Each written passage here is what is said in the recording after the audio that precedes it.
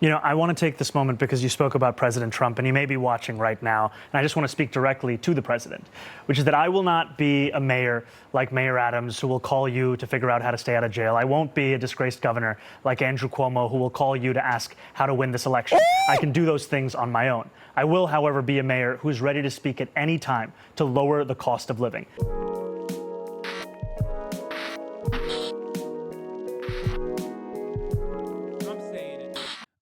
Zohran is on Fox News right now, so I'm going to obviously tune into this to see what this to see what this interview looks like. City, and he has vowed to make New York I will get the back to the internal. In the country. His views on hot topics like the NYPD and Israel have been a constant source of controversy, but he is ahead by 13 points right now. You are struggling to form a claim. I sat down with him. To wait, on the executions eve are of tomorrow okay. night's Wait, big what? mayoral They're also debate in executing New York people. You're City. struggling to form a Here's claim. Part one of no, our exclusive interview. I'm not having a hard time with that issue at all. I'll explain. I'll explain the exact background in great detail after Candidate this. for mayor of New York City, you're up by 13 points. It looks like you've got the wind at your back. You've got a big debate coming up tomorrow night with the other candidates, Andrew Cuomo and Curtis Sliwa.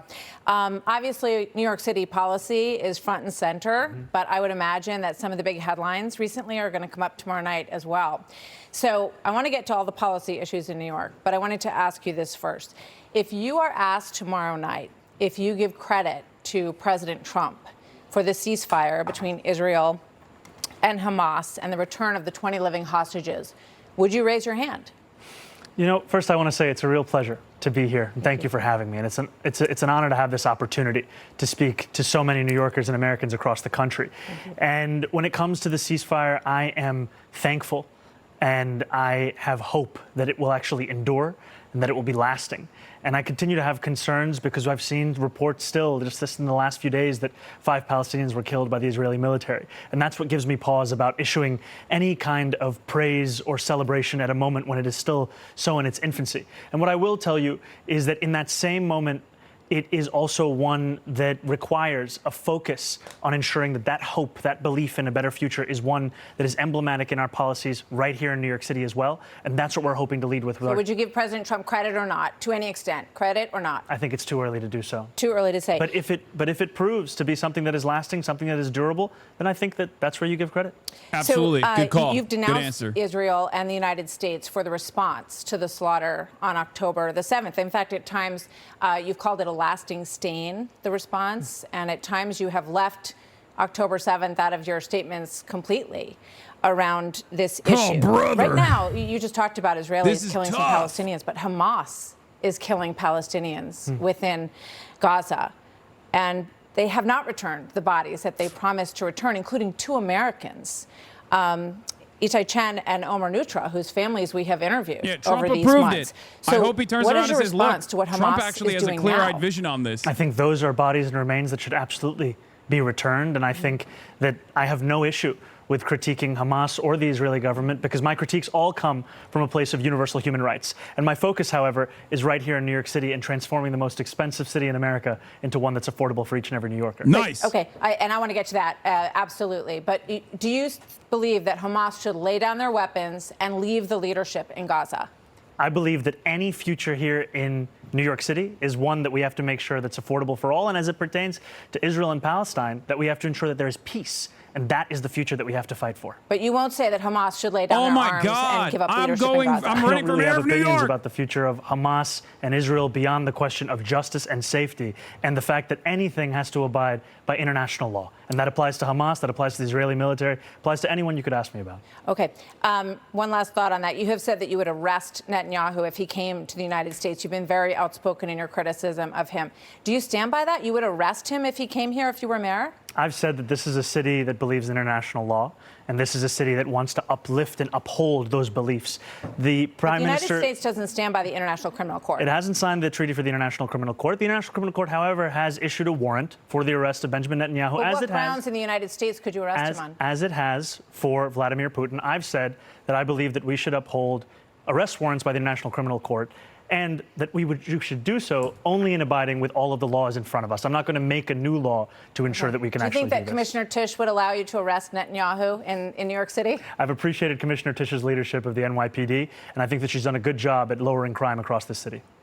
But do you think that she would go along with arresting Netanyahu in New York? I can tell you that I'm going to exhaust every legal option in front of me, not to make new laws to do so.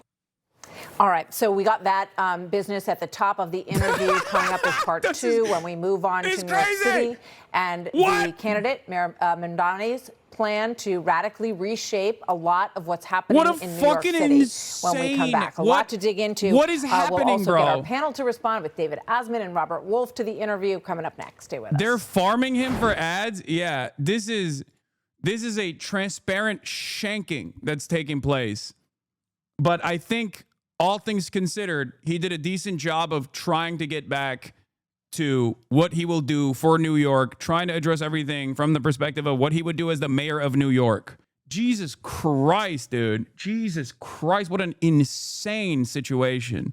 What an insane situation, man.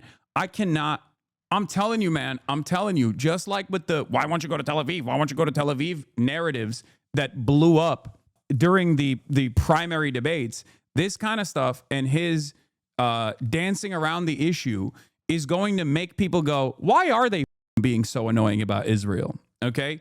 I think this helps him. I don't think he should have any issues. I don't think he should have any issues whatsoever just being like, guys, why are you asking me about this? Okay? I'm running for mayor of New York. I'm not running for mayor of Tel Aviv. Please stop. I think Israel is doing a whole bunch of awful stuff. And I think that, I want to abide by the international standards presented by the International Criminal Court and the ICJ. Please stop asking me about this ridiculous nonsense when there is a mayoral election, a mayoral race coming up. Okay? So that was good. That was good. He didn't I didn't see him like concede tremendously. Like he's doing the classic, like my issue here or my advocacy here revolves around human rights, which is appropriate. It's an appropriate way to handle it. Okay. It's not bad at all. It's not bad at all. It's actually good. Lamau, how awkward are these commercial breaks for them? It's not that awkward. It's actually a good opportunity when you're in the studio to like directly talk to the person and have them be a human being. I've done stuff like this before in contentious debates. And usually when it goes to commercial break, you could just be like, what are you doing? You know, like, what the fuck are you doing? Anyway, idiots on Twitter are saying that he's getting cooked. Yeah, because they're idiots. They're idiots. It was pre-recorded. That was a cut. Oh, okay. No, they're gonna, there's more after the commercial break. They're just farming it for commercials. But even when stuff is pre-recorded and it's not live in real time, they still put a cut in between commercial breaks for the record. So you still get to actually talk it through or whatever, depending on when they filmed it. Anyway, hold on.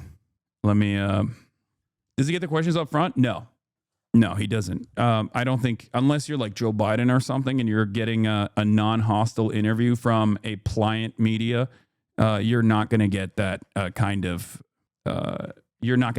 information ahead of time. He's going on Fox News. This is the most contentious interview. It's not a real interview. It's a shanking. Okay. He knows that though. He knows that it's a shanking. And I think he is well prepared for it so far. Okay. And also, if you're Zohran Mamdani, I don't think this is a new, like, I don't think they're going to flub you on this. He probably knows. Which, anyway, we're back. Last night I chat GPT'd, where is the capitalist and global finance center of the world? And it said New York City, which made me feel good as someone who loves New York City. Is that a moniker that you're proud of and one that you want to continue for this city? We should be proud of it, and I will also say that that's one thing you have in common with Andrew Cuomo, because he also uses ChatGPT to answer many questions, including how to actually resolve the housing crisis in this city.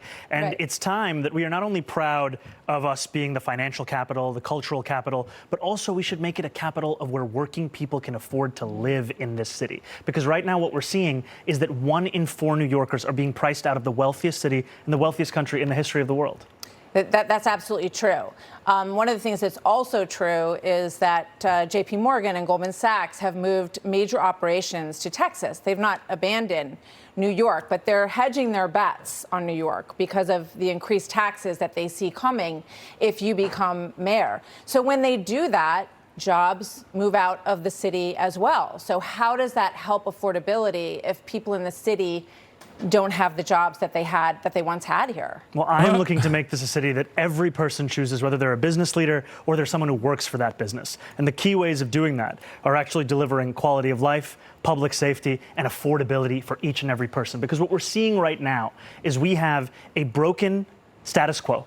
We have a corrupt political system, and we have the politicians that sustain that. That's really what's on the ballot, is whether New Yorkers want to continue that or whether they actually want a city they can afford. That's what I'm going to deliver. So, Governor Hochul, you would have to get approval from the legislature to raise individual taxes, income taxes, and also corporate taxes in New York, which you've said you would like to do in order to pay for the free buses and the free childcare and the different programs, the government grocery stores and the like. She says no new taxes in her governor's race. So what are you going to do if she won't allow taxes to be raised? How will you pay for these programs? You know, I've said time and again that I believe these are the most straightforward ways that we can actually fund universal childcare, making buses fast and free. And I've said that the two clear ways to do so, raising personal income taxes on the top 1% by 2%, and raising the corporate tax to match that of New Jersey's corporate tax of 11.5%. Now, if there are other ways to raise this money to fund this agenda, the most important thing is that we fund the agenda. I still think that these are the most important and clear ways we can do it. And I'm thankful to have Governor Hochul's support in this race, and the fact that she said we have a shared commitment to delivering universal child care for New Yorkers across the city and the state. I think that's great. I think everybody would love to have free health care and free buses and all these things, but the question is, how do you pay for it? The city's already in debt. The governor says no to new taxes.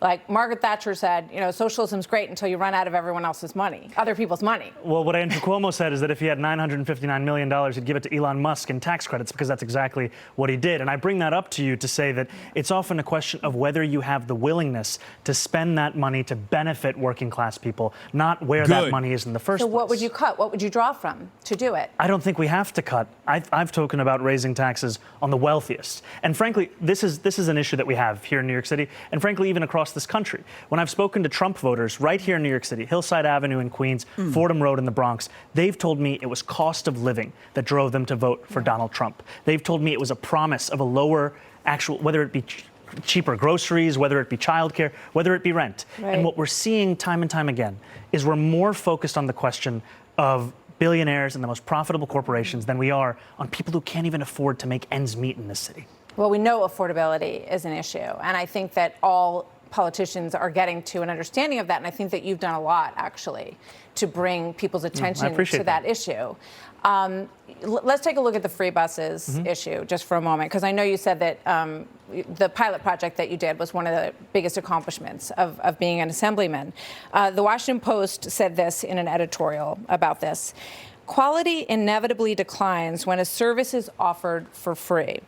Vagrants and drug addicts would camp out all day on New York's buses, especially in the winter. Parents would grow afraid to let their children ride alone. Wealthier residents would find another way to get around, but poor New Yorkers who depend on the bus would suffer the most.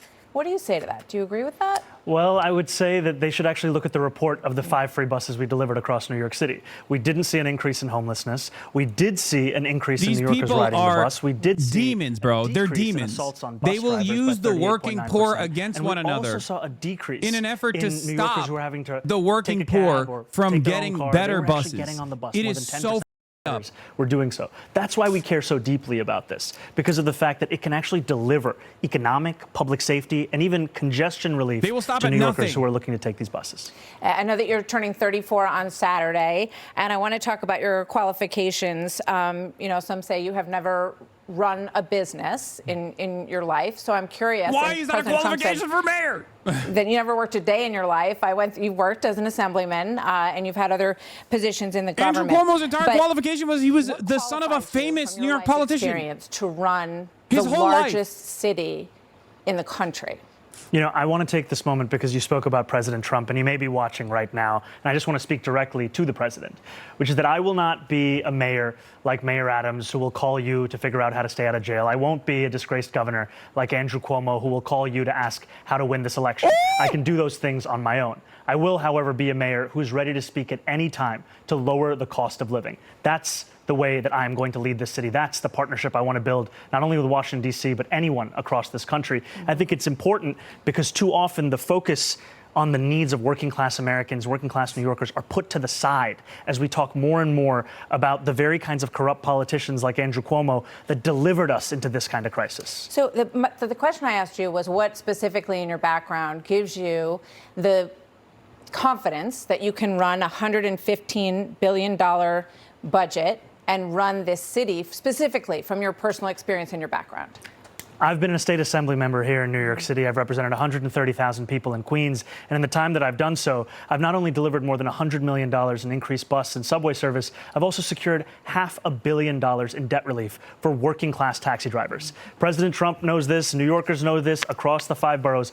Taxis, as we're looking at them right here, are such a part of what we love about this city. And yet those same drivers were sold a lie about a ticket to the middle class if they bought a medallion. I stood with those drivers. I organized with those drivers. I went on a 15-day hunger strike with those drivers. And we secured $500 million in debt relief that allows those drivers to do more than just think about struggle. How many employees would you be overseeing in the New York City government? More than 300,000.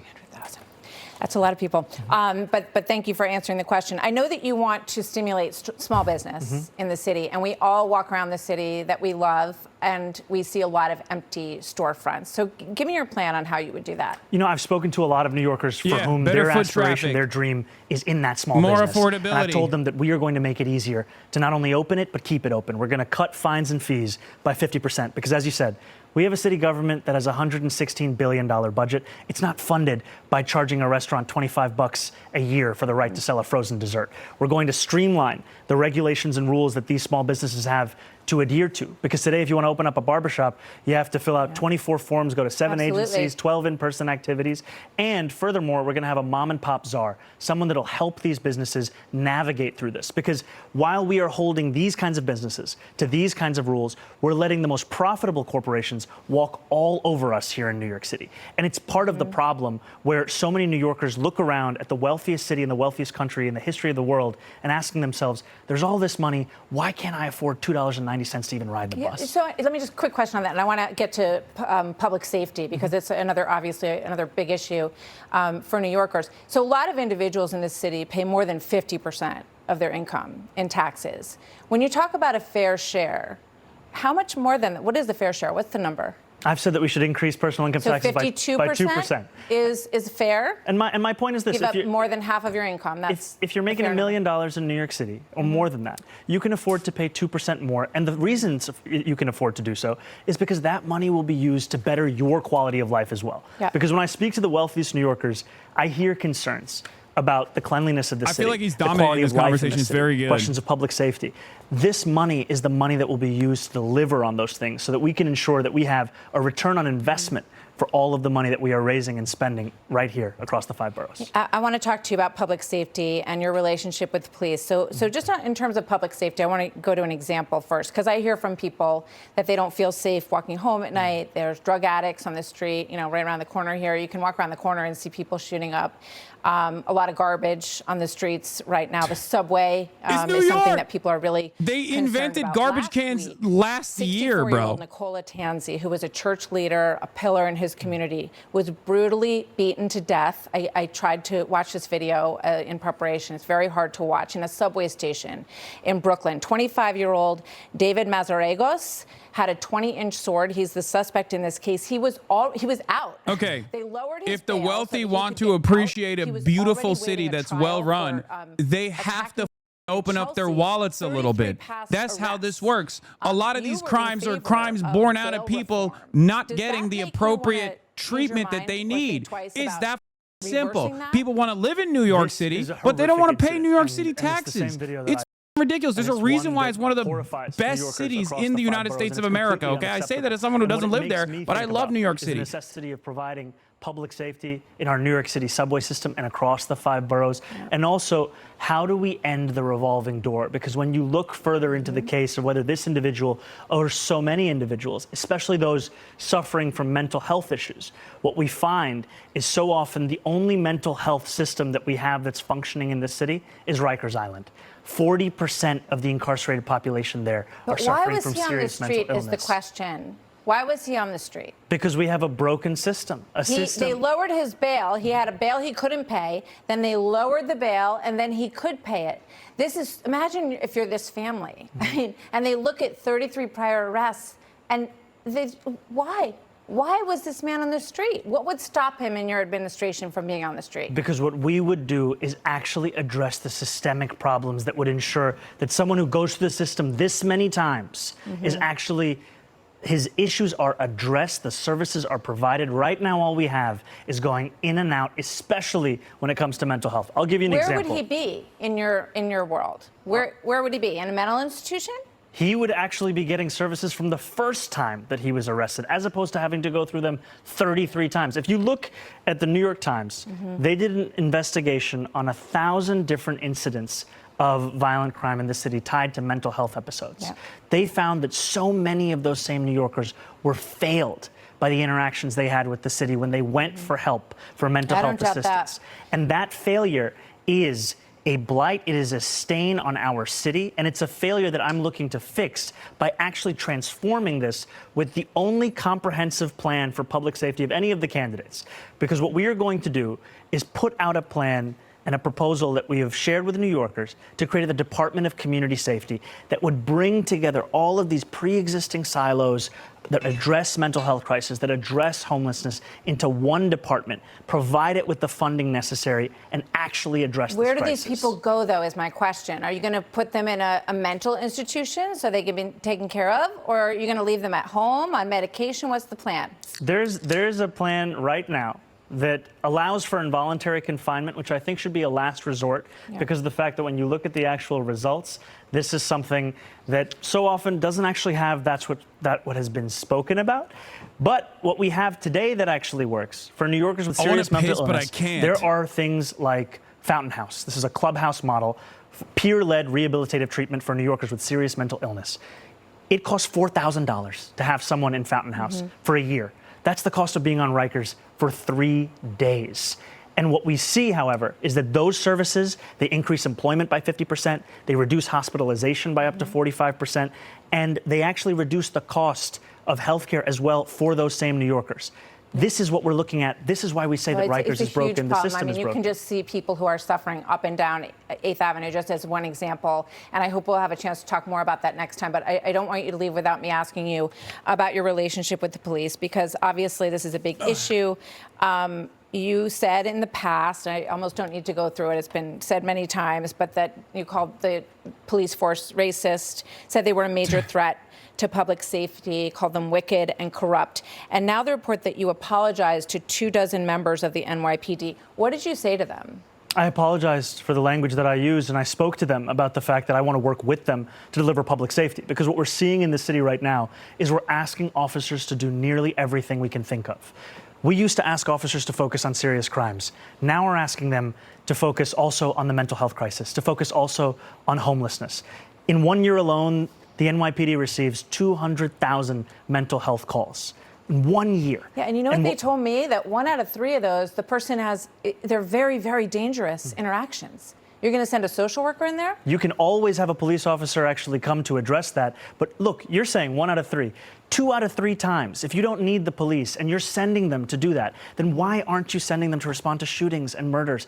5, 6 years ago, the response time for officers was closer to 10 minutes. Now it's closer to 16 minutes. New Yorkers deserve a police department that is asked to do the things that it can possibly do, not one that covers the failures of every break in the social safety net. So police officers that I spoke to, they don't want a behind closed doors apology. They want a broad public apology for the things that you suggested about them. Will you do that right now? Absolutely. Oh my God. I'll apologize to police officers right here, because this is the apology that I've been sharing with many rank and file officers. And I apologize because of the fact that I'm looking to work with these officers, and I know that these officers, these men and women who serve in the NYPD, they put their lives on the line every single day. And I will be a mayor that What changed your mind about it? You know, I moved to the city when I was 7 years old. I grew up here.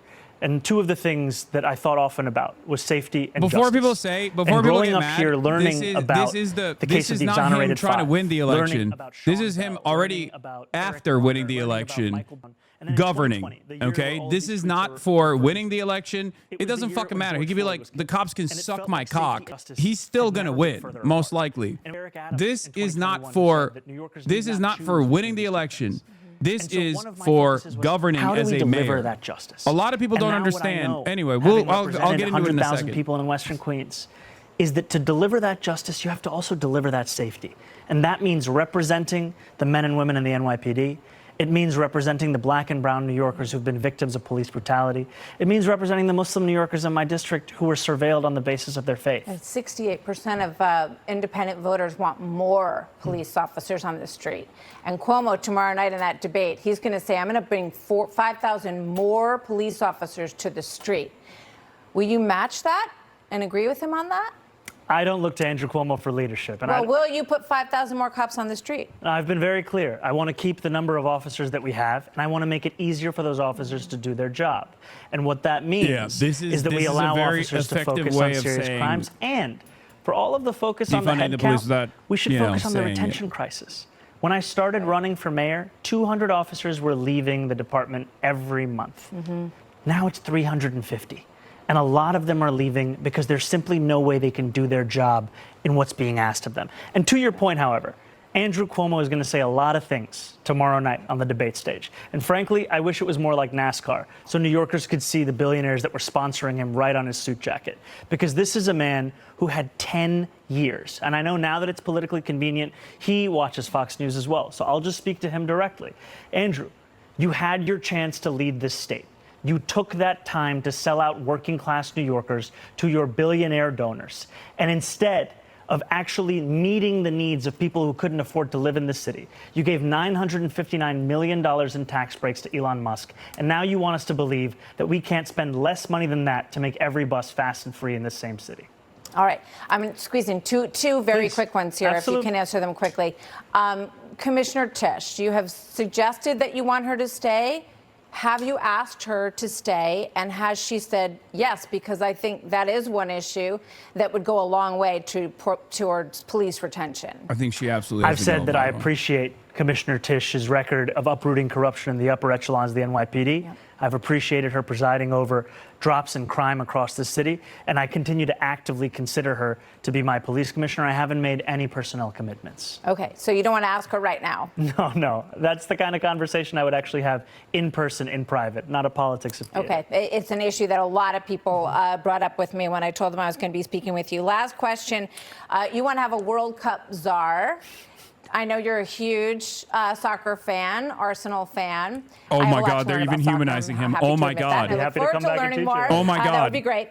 A brown what is this World Cup Muslim do for New York City 34-year-old socialist getting humanized on Fox News. What are my eyes seeing? And it's as if no one has been thinking or talking about it here in New York City government.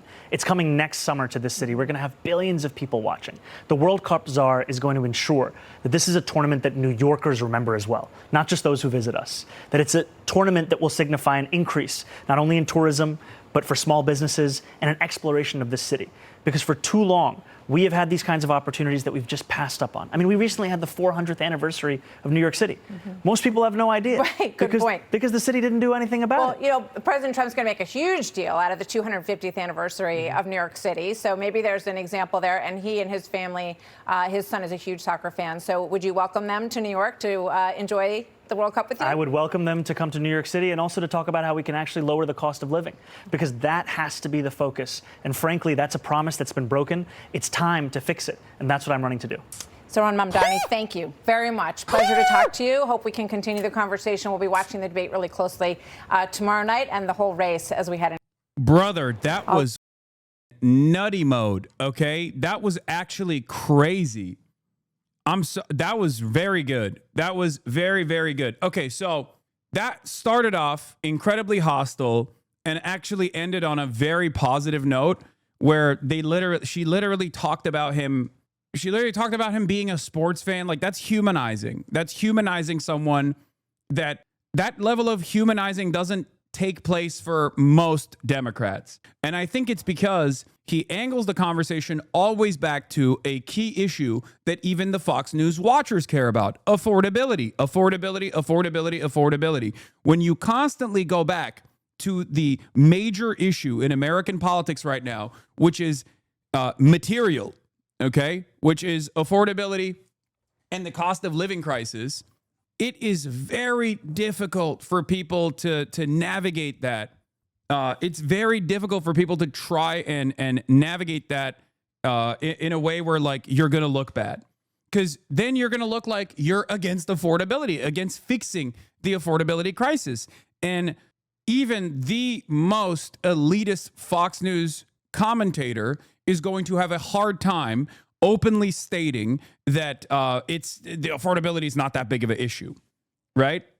So, couple things that I need to explain to you here. When and this is left populism in action, okay? This is left populism in action. Democrats, take notes. When you are constantly talking about the winning issues that you are going to focus on, affordability, fast and free buses, things that people can actually pay attention to, things that people want, things that people want to vote for you on, they don't talk about transgender people all of a sudden. Notice how there was no conversation about, like, why won't you eviscerate trans people? Even when the conversation is about, like, Hamas, why do you want Hamas to establish a caliphate in New York, or whatever dumb question they cooked up for him, he just keeps going back to affordability and what he cares about, what he wants to actually fix. It turns out it's a major shield as well as a weapon to wield. It's a shield as well. It's a defensive shield. It's a parry. It's a riposte. You can use it. Remember that. You should be earnestly, constantly communicating about how you are going to improve people's material circumstances. Oh my God. Oh my God. That was a spectacular performance in an incredibly contentious environment, in an incredibly contentious media landscape and environment. Now, the parts about the cops where he's, like, apologizing. Peak woke 2020. Everyone's saying fuck the police. Zohran is an activist. Of course, he's also saying that. He's saying that the police are racist. Are the police racist? Absolutely they are. As a unit, regardless of how diverse the NYPD actually is, they operate in a white supremacist fashion. We're talking about an institution that did stop and frisk for decades, okay? The reason why he has to suck police penis as hard as he possibly can is not because he wants to win the election by doing that, even though policing as an institution is unfortunately unimaginably popular in this country, despite the reality that they are a brutal force that is unaccountable, and very consequential reforms must be made, okay? The reason why he has to suck police penis, get down on his knees and give it a heavy suck, okay, and gargle on it, is because it is literally a army. And he doesn't want to be Bill de Blasio, okay? He doesn't want to be a mayor like Bill de Blasio. That's it. He knows that in order to govern as the mayor of New York, you unfortunately have to play ball with those guys. There is no other way to do it, okay? That's it. This is not me saying, like, oh, he's, I don't know what he's going to do. I don't know what he's going to do in terms of, like, dealing with the NYPD. But for those in the know, the NYPD and Wall Street and the real estate developers are the three biggest hurdles in front of any New York mayor. Okay? And especially the NYPD. He has not strayed away from the way he has communicated about defunding the police without actually saying those words. He has kept repeating over and over again that the police are actually responding to calls that they shouldn't be responding to, that they should actually be working on, tackling real crimes as opposed to, like, cleaning up homelessness. Okay? It is 100% the appropriate way to message around this issue. Planty Andy, thank you for the 50 bones. God damn. The Piker Broadcasting Service is sponsored by you, the viewers, for you, the viewers. There will be no ad breaks on the Piker Broadcasting Service, okay?